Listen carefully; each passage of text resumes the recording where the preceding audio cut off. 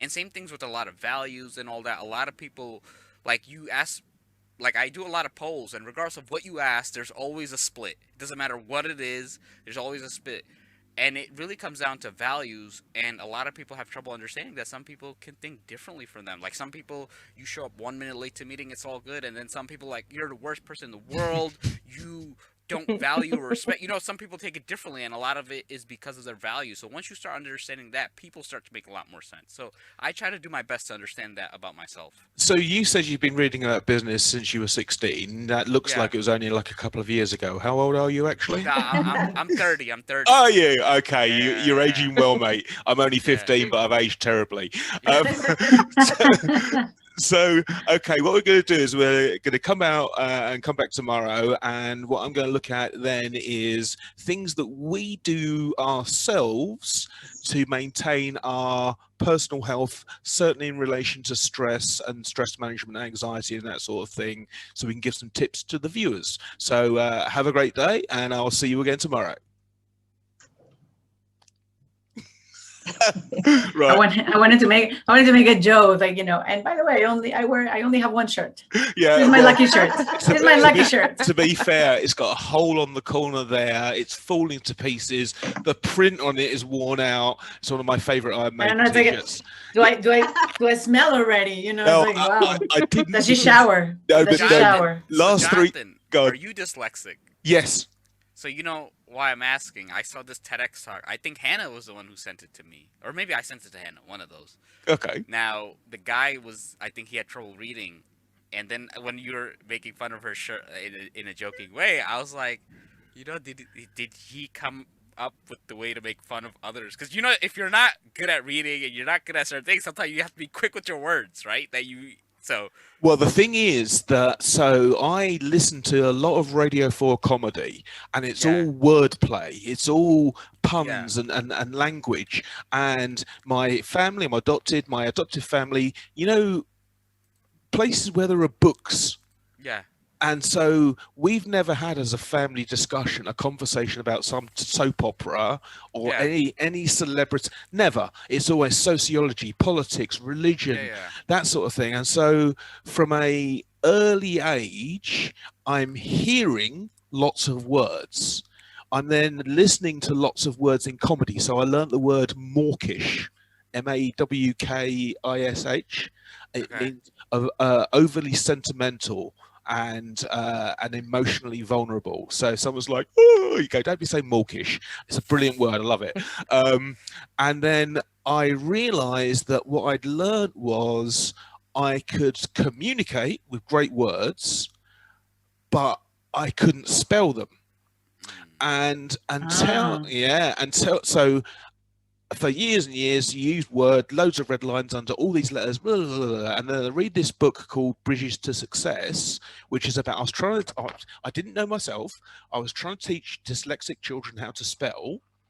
And as I read through it, there were accounts of this woman's previous customers written in this book, the same thing that I'd written in my book 5 years previously. And I went, shit, I'm dyslexic. And then it all made sense. And then I learned this technique for visual word recognition because good spellers see the word in their minds. And I knew all these words, and so I could see them. And basically, in about 6 months, I went from getting every other word spelling wrong mistake to now I get so few that I'll type a word in, it doesn't come up with a Wow. red line, and I have to check it in Google to make sure it's right because I'm not confident that it's going to be right. Um, and for example, so when you pique someone's interest or attention, that's spelled Piqued. I'd never seen it written down. I went, ugh. So yeah. So we're flowing in from yesterday. Hi, welcome back, all the rest of it. We're going to look at today. So I'd like to know from our guests the things or a thing that they do that someone watching this video can take away and they can improve their mental health. Because look, we're hitting wave 3 in the UK. It's all going horribly wrong again. COVID is not going away this year. So we need the tips. So Hannah, let's come to you first. what can someone do that you do that works for you? Exercise.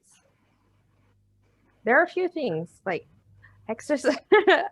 Exercise. I try to do things that I say shut my brain off. And I feel like that kind of sounds odd, but for me, like I'm always thinking about things. I'm always ruminating on something I did that I could have done better, or I'm thinking about something that can happen tomorrow or something like that. And so one of the things I learned is coloring kind of does that for me. It's one of the things that does that for me. Yeah, and I actually looked it up. Yeah, coloring.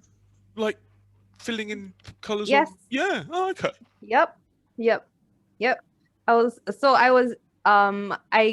I came to that realization one day after I think about an hour after I was coloring something, and afterwards I was like, oh, I wasn't thinking about anything while I was coloring, and that just blew my mind because that never happens to me. Like my brain is always like a highway of intersections and cars and all of that.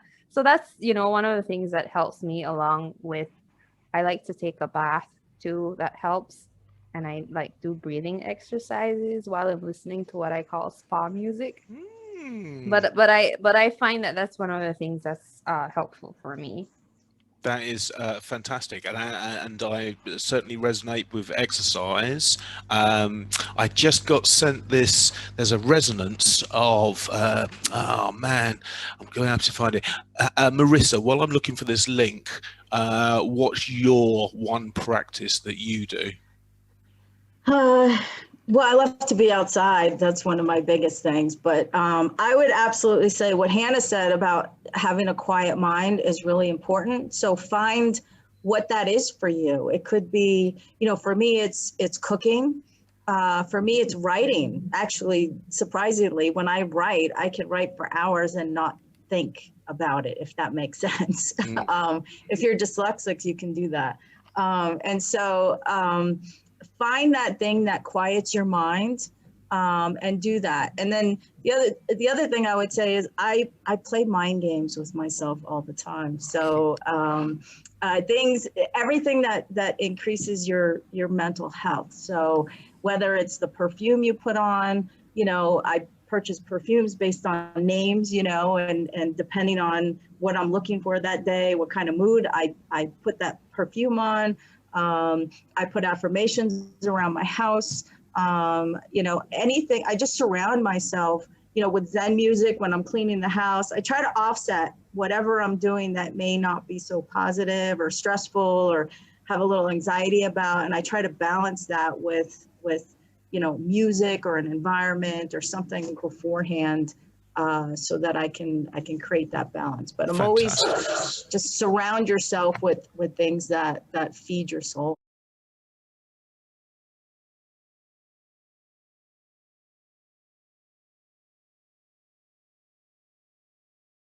Hey, shut up. No, you shut up. No, you shut up. You shut up. You're the one talking. Well, there's no one else here. Look, everybody, just shut up.